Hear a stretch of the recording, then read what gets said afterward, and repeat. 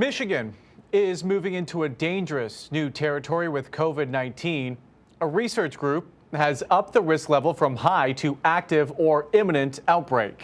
Our chief health editor, Dr. Partha Nandi, joining us right now to explain what this actually means. And Dr. Nandi, this sounds pretty scary. So who is this group and why have they changed our risk level? Carolyn, it really does sound very worrisome. And this group is actually called COVID Act Now. And they're a team of technologists, epidemiologists, health experts, and policy leaders.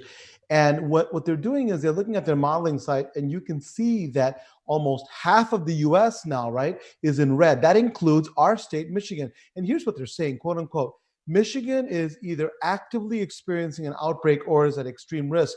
And quote, COVID cases are exponentially growing, and our Michigan's COVID preparedness is significantly below international standards, end quote. Now, it appears that our risk status has actually changed, Carolyn, because our case numbers continue to go up and up, right? If you look at last week alone, Michigan had over, 13,000 new cases. That's the most we've had reported since the pandemic began. So extremely concerning.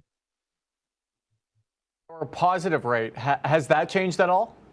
Alan, so yes, we've had a positive rate of 6.4. Now, that might not seem alarming to some, right? But a month ago, get this, we were at 3.7%. So the percentage of COVID tests coming back positive has almost doubled. This shows that the virus is really spreading more than it has in the past. So it's not just because we're doing more testing, as some people falsely believe. It's really because we're getting an increased positive rate.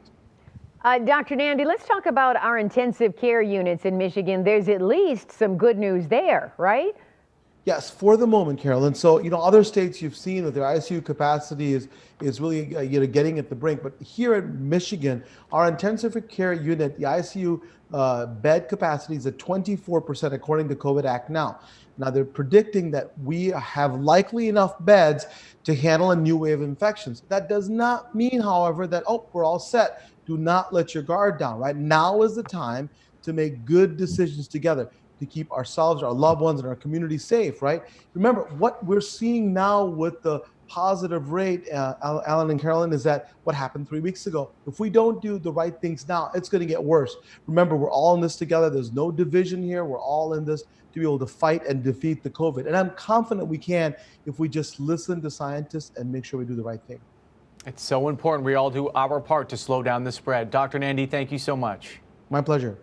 And remember, if you have a coronavirus question for the doctor, you can email him, Dr. Nandi at askdrnandi.com, or send it to us on Facebook or Twitter. Carolyn? Yep, good advice as always, Dr. Nandi.